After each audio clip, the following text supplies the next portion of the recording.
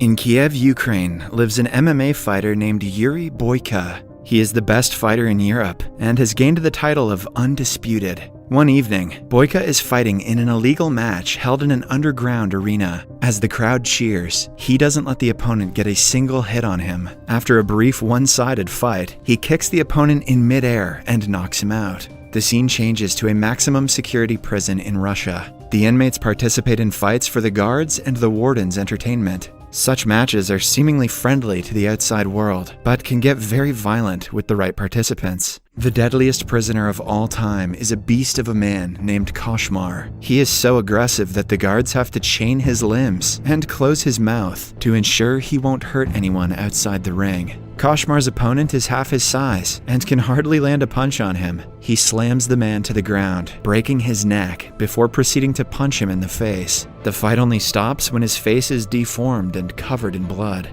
Koshmar is known for killing every opponent he fights against, showing them no mercy. He is more of a monster than a human and has no guilt for killing so many people. Unlike him, Boyka is a good man outside of the ring. He hasn't had a great life as he was imprisoned for several years and is a wanted criminal in Russia. But he has been able to put his past aside and is trying to be a better person. He even helps a church in Kiev and is always doing charity work. One day, a priest tells him that he should consider choosing another profession. The priest has always supported Boyka's passion, hence the comment comes off as a shock to the fighter. Boyka replies that his talent is a gift from God, and he is not willing to stop using it. He wants to fight as a professional and not in an illegal environment anymore. In the afternoon, Boyka is approached by his manager, who reveals that he can finally compete legally in legitimate MMA matches. The European fighting tournament happening in Budapest has allowed him to take part in the competition if he wins a qualifying match. Then comes the day of the qualification match. Since it is one of the most important fights of Boyka's life, he is ready to give it all. His opponent is a Russian man named Victor. The match begins and Boyka lands the first effective kick. In the first few minutes, he shows his defending skills, deflecting every single attack made on him. As Victor gets more frustrated, it is easier for Boyka to make an attack. The judges on the sidelines are already impressed, so when he knocks Victor out with a knee to his jaw, it confirms his qualification. Everyone thinks the match is over, but Victor surprises them by getting up. Seconds later, he is knocked down a second time, but he refuses to accept defeat. By now, Boyka is frustrated, so he lands a third punch on Victor's face, knocking him senseless. After the win, the organizers invite Boyka to Budapest to fight in the league, which will open many doors of opportunities for him. The manager gives Boyka a bundle of money, asking him to train hard because the next match is in 2 weeks. While leaving, Boyka sees that Victor is in critical condition. He feels guilty for hurting him that bad and would have never done it if he had given up after the first knockout. Boyka remembers the priest's advice and prays for Victor's fast recovery. At night, he wakes up to a nightmare of him killing an opponent in the ring. The very next morning, he goes to the manager and inquires about Victor. To his shock, he is told that Victor died last night in the hospital.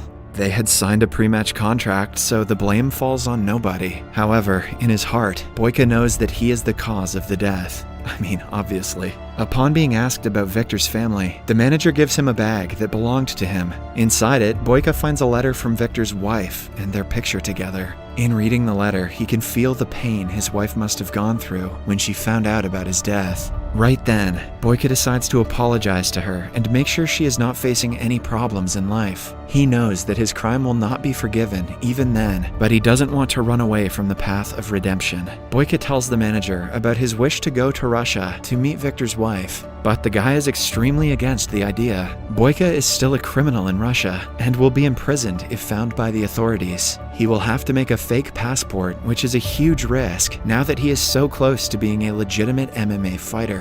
Boyka understands the consequences, but is adamant about his decision. In the following scene, we are introduced to Victor's wife, Alma, who is at his funeral. After his death, she is alone in life and has no one to turn to. On top of that, she and Victor are indebted to a crime boss named Zurab. He comes to the funeral and suggests Alma be his mistress to pay off her debt. Alma is disgusted by his presence, but she is careful not to make him mad. She simply replies that she will rather work hard and pay him in installments. Alma owns and lives in a community center. She and Victor built it with the money they borrowed from Zurab. The place is home to many orphans and people who are in need. On arriving in Russia, Boyka goes to meet her, but notices her being taken away in a black car by a bunch of men. It turns out that she works as a waitress in Zurab's underground fighting club. He is very protective of her and treats her like his property. Later that day, Boyka goes to the fight club and finds Alma. When he tries talking to her, Zurab's people stop him and escort him outside.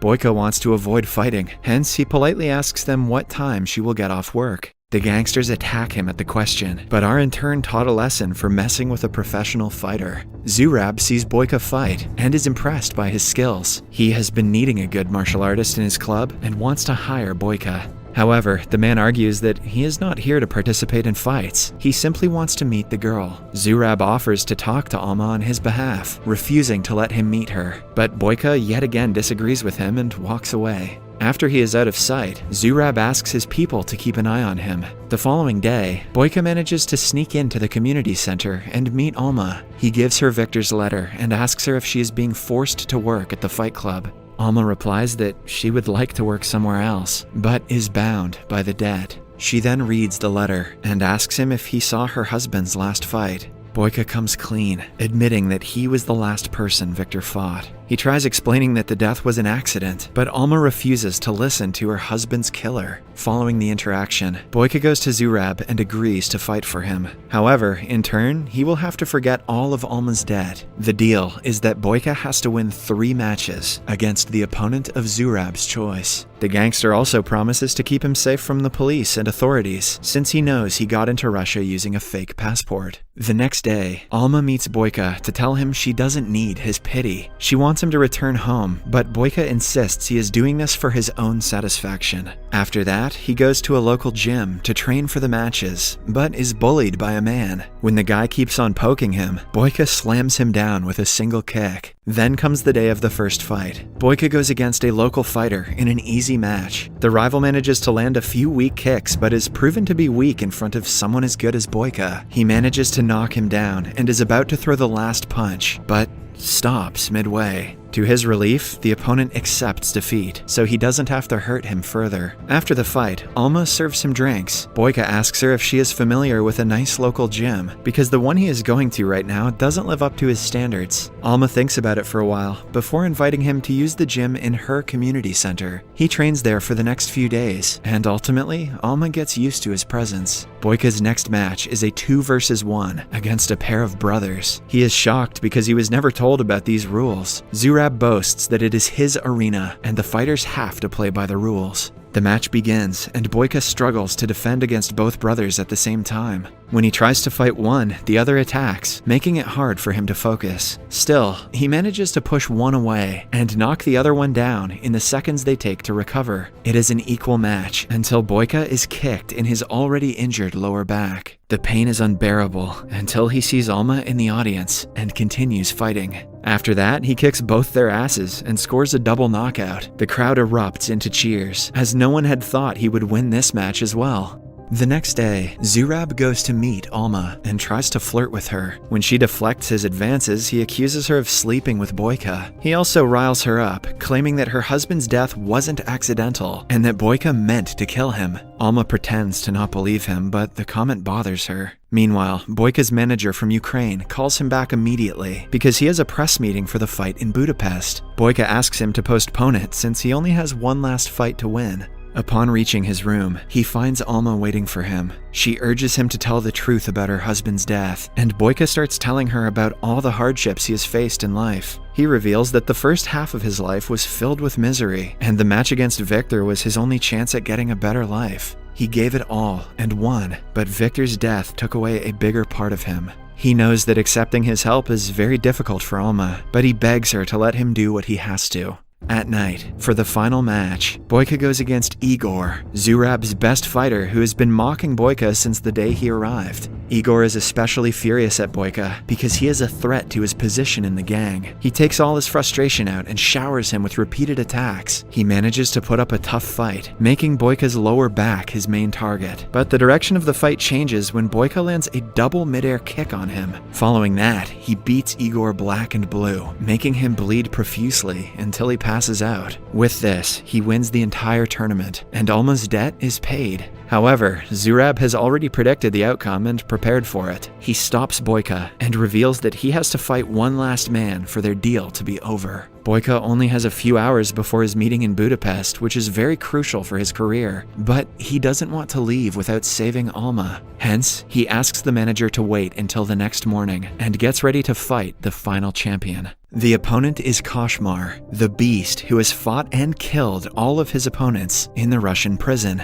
He is brought into the arena in chains because of his violent nature. The fight starts, but Boyka is already too tired. He tries his best, but his attacks seem to do Koshmar little to no harm because of his physique. The beast lands several punches on him before kicking him in the jaw. Boyka falls down because of the impact and has a hard time standing back up. Seconds before losing the fight, he gathers strength and stands up again, but is again slammed to the floor. When Koshmar is almost sure that he has won, Boyka takes him by surprise and pushes him back with a kick. After that, the fight tilts to his side. He holds the beast in an arm lock, breaking his right arm before kicking him out of the ring. With this, he finally wins the match, but Zurab is still not ready to let go of Alma. He makes his minion attack Boyka while he tries to run away with the girl. Boyka is on the ground at his lowest when he sees Alma being pulled outside. With renewed motivation and anger, he attacks the guards and kills them all. At last, he gets his hands on Zurab and tackles him to the ground. Boyka is shot in the process, but his pain is overshadowed by his anger. Eventually, Zurab is strangled to death. Alma tries to help Boyka, but he stops her, asking her if he has her forgiveness. Sometime later, the police arrive and arrest him. Before being pulled away, he again inquires if she forgives him, but Alma doesn't give him a reply. Then, Boyka is put back into a Russian prison. A month later, Alma comes to visit him and tells him that he is forgiven. Boyka is relieved for the first time in months, even though his plan to become a professional fighter failed. In the last scene, we see him fighting in the prison's arena, continuing to hold the title of the Undisputed. Subscribe for more videos like this, turn on notifications, and leave a like to help the channel out. Thank you for watching.